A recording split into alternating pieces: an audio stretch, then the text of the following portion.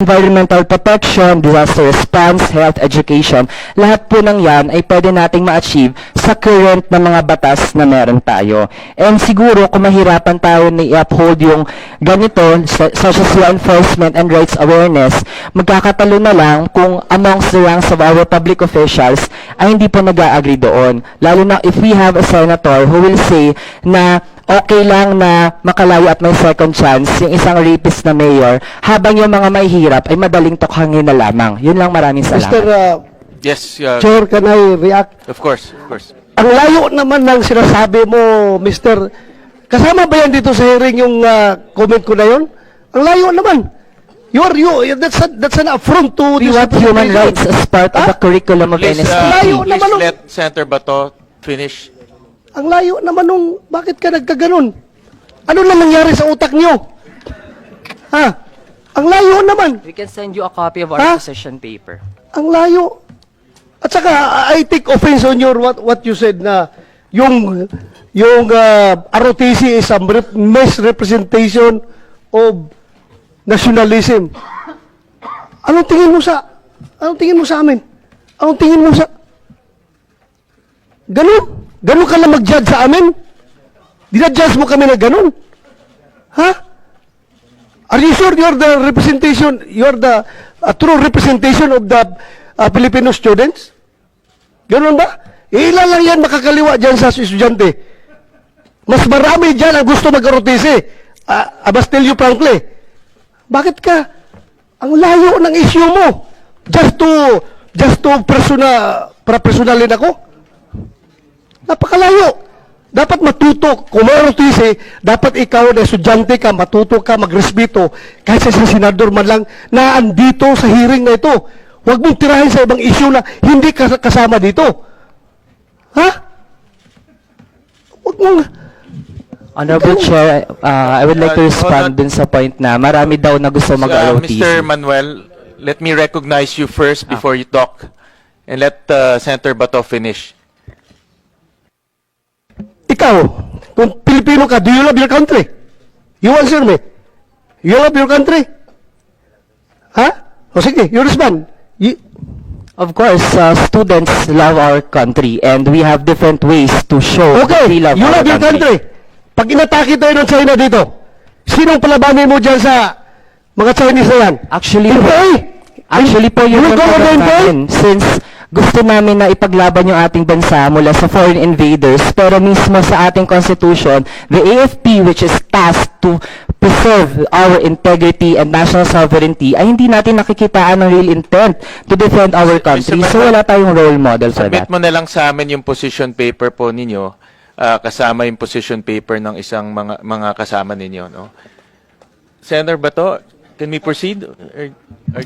If he really represents the students, ganyan na talaga ang state ng mind ng mga estudyante ngayon na dapat baguhin natin. Mali po yun. Ako, if naniwala ka sa akin, mas matanda ako sa'yo. Mali yung sinasabi mo. Gusto mo akong tirahin sa ibang issue na hindi naman natin titakil ito.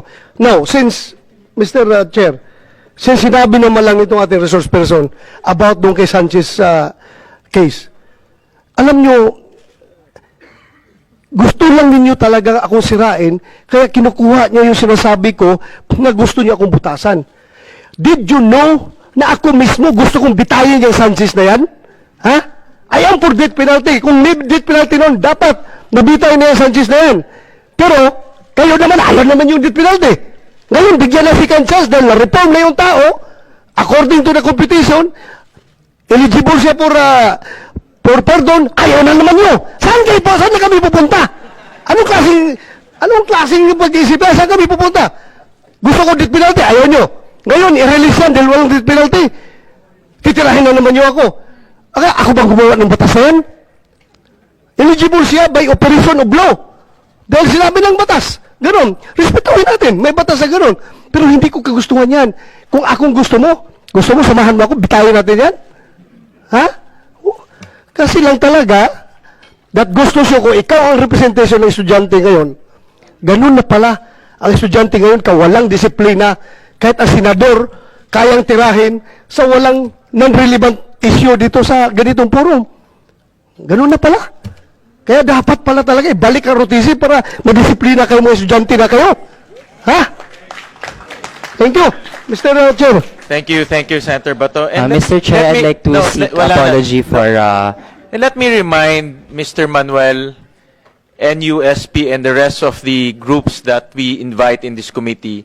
We invite you for the sake of fairness. Alam ko naman kung anong sasabihin ninyo eh.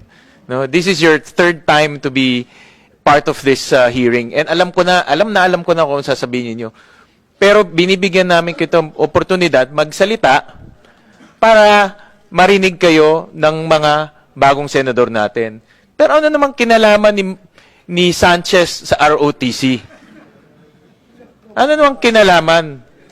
Kaya this serves as a warning to your group na wag niyong dadalhin yung mga walang katuturan dito sa committee ito. Dahil sinisira niyo yung aming pagdinig at sinisayang niyo yung aming oras. And again, we're exercising fairness.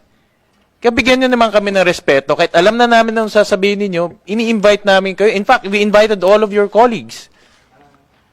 So, last na ito, and next time we invite you, if ever we invite you, stick to the topic.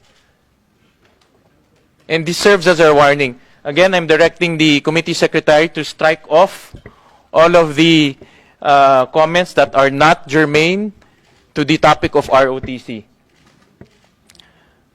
Mr. Chair, gusto ko lang malaman nila na baka mamaya yung ini-incite lang nila ako na magalit para kuno i-contempt sila para may rason sila magulo do Senado. Wala akong pakialam. Umuwi ka. Hindi ka na may kukulong dito. Wala kaming pakialam sa'yo. Mr. Chair, I'd just like to apologize for the irrelevant remark that I made earlier. I was just carried away by my emotion, especially with the topic at hand. But I pledge that it will not happen in future hearings wherein we will be invited. So once again, I apologize for what I said.